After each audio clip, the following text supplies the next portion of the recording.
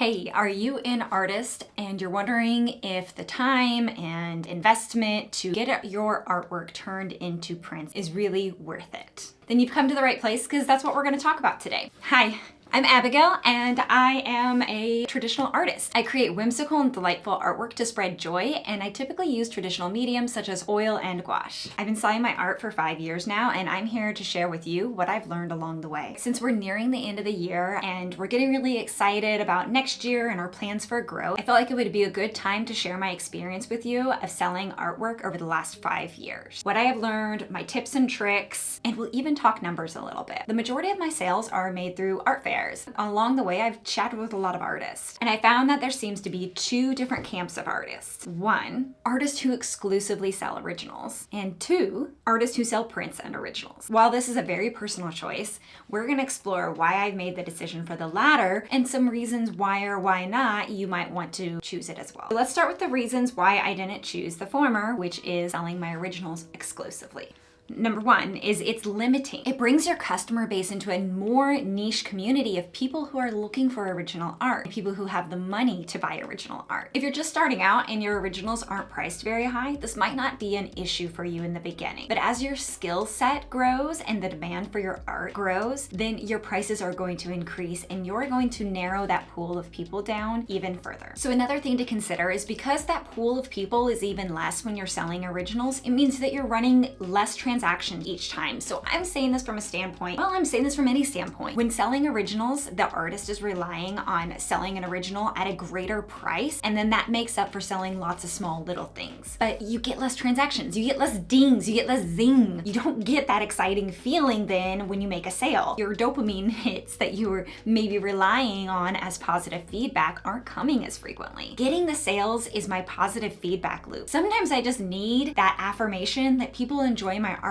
and they want to bring it into their lives. I've heard of original artists going a full weekend with never even selling a thing, and to me that blows my mind. It's something I could never handle. I could never do that. Then it makes me wonder, would that be the same story for this artist if they were selling reproductions as well? So we talked about it being limiting, and we talked about you not being able to get as much dopamine hit. Why else would you not want to sell originals only? Market research. If you haven't tapped into your ideal customer yet and who they are, by not offering prints, you could be missing out on valuable insight to discover who your ideal customer is. And yes, you're saying, yeah, Abby, people who buy original art are my ideal customer. And we're going to talk about that because I have some beliefs around that and how you turn your buyers into collectors. By selling prints, you're able to discover what people like. What are they excited about? Because prints have a lower price point, there's less barrier to buy, which means you're more likely to discover more people who actually want to have your art. If you're selling originals only, if they come into your space, which is your online space or your booth space, and they only see originals, they might just stop and turn around because they know they're not buying a $500 painting today. If you were selling prints, they might have stopped and they might have purchased your art because it was at a price point that they could afford. So prints allow you to discover more of what people like because you hear from them, you get more feedback, you have more people coming through those transactions that we were talking about. And by having more transactions, you get to talk to more people, you get to meet more people. And this is me saying from a standpoint of selling in person, because most of my sales are in person, but some of the same information can come from selling online. All right, so we talked about why not to do it. The reasons to do it are pretty much the exact opposite of what I've just stated. You have a larger buying pool, which means you're going to make more transactions, which get your zingy happy feelings going. The barrier to buy is lower, which allows more people to be introduced to your art and fall in love with your art. And you also get to find out why people like your art and sell as well. I don't necessarily go by the rule of thumb of creating art to sell it because then it takes away all of my fun and my enjoyment, and I definitely think that comes across in my art. But that same thing is like I did all of these dog breeds because people kept asking for it and they don't really sell well. So even though I enjoy doing the dogs, I'm not going to keep doing more dog breeds because it's just something that my ideal customer didn't really want to have. Something else that we didn't really talk about is that if your prints can make you money, that's amazing because then you can focus and spend more time creating originals without feeling rushed to produce with to fill your walls or to fill your website. What an amazing gift, right? With prints, you also have a higher profit margin. Prints don't cost a lot to make, especially when you're making things like decorative prints, like I teach you how to do in one of my previous videos. Printing prints, going through the process of getting everything scanned in, doing all of that, it takes less time than original artwork and less materials. So you have a higher profit margin. Let's talk about artist chatter, because artists like to talk, they like to say things, and everybody's got their own opinion, including me, which is why I'm here sharing my opinion with you. And one of those things that artists are talking about is when you sell prints, you won't sell your originals. And my friend, that couldn't be farther from the truth. Before I hopped on here with you today, and I went ahead and ran the numbers. And I'm gonna share those with you. In the 5 years that I've been selling my art, this is my total sales, so not the quantity, we're just talking about the numbers. Art prints have made up for 50% of my total sales. 50. 50.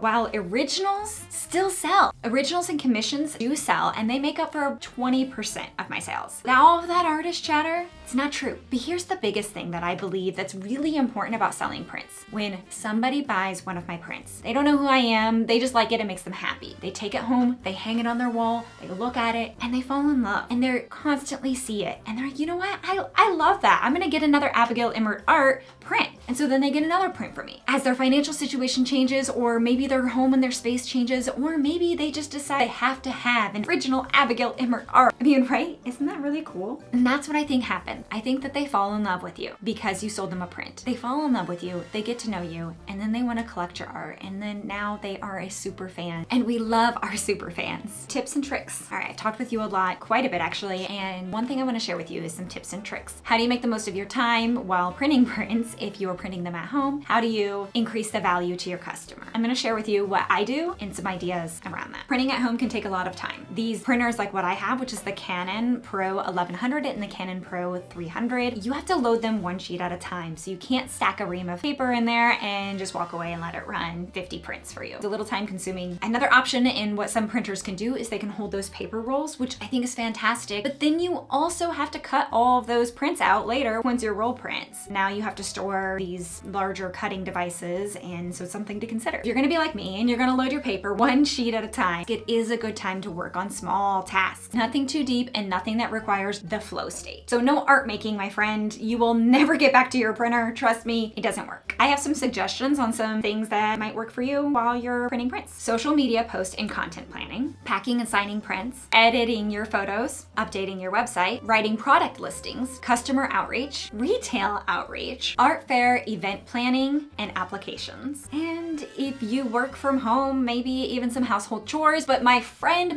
please set timers, because you'll get lost doing dishes or laundry and you'll never make it back to your printer. Apparently laundry is like flow state. I don't know how that happens, but it does. Do a light workout. I know this sounds crazy, but do some stretches, do some squat, a light workout in between each set, and play with your pets and chill. Sometimes it's nice to just relax. As artists, we are typically burning the candle from both ends, or however that saying goes. So sometimes just sitting down and snuggling up with your animal, if you've got them, is a good thing to do. The other thing that I talked about is how do you increase the value of your prints? To me, one of those big things is first off, making sure you've got great looking prints. They should be so beautiful. If they are fuzzy, if they are grainy, if the colors look bad and are poor saturation, my friend, you're not gonna sell them very well. Everybody can see it. Get high resolution digital files of your artwork and get them printed either at a professional printer or get yourself a professional printer. I really recommend this. If you need more information on how to do this, I created a video on how to create fine art reproductions without spending a fortune that you can check out here. Another thing that I find is that signing and titling the art print really goes a long way. It helps your buyer connect more with you and with the artwork. This is most important when they're in person and they're looking at your artwork, because when they're looking on your website, they already see the title. But when they're looking through a bin at an art fair, when you're competing potentially up to hundreds of other artists, you want to make sure your artwork stands out, not just in the way it looks, but in the way they connect with it. I've heard before that, stories and connection and feelings sell art, not the art itself. And I do believe that to be true. When I see people flipping through my bin Chibbins and they see a picture of Funny Pigeon with the bread necklace, which is a hilarious artwork. But then they see her name and they're like, Mrs. Chibbins, and they laugh and they'll giggle about it. And now this has opened up a conversation piece with them. Now I know what they're looking at and I can begin talking with them and tell them Mrs. Chibbins' bread story. I can be like, oh, well, Mrs. Chibbins is the wealthiest of all pigeons because she has a bread necklace, and bread is the symbol of wealth in the pigeon community. I always joke when I say that it's like the Hope Diamond of necklaces for her. People love it, and it is her story, and I'm so excited to share that with people because I love all my characters. And now I've created this connection, not just between them and my art, but them, my art, and me. They've got to know me, they got to hear from me, that they got to connect with me some, and that is so important. And I do think that signing and titling the artwork makes it feel more personalized. I will tell you, as a collector myself, when I've gotten artwork from other artists and it's not signed by them and titled by them, it makes me feel like an integral part of the customer and artist relationship is lost, and it's just a bummer.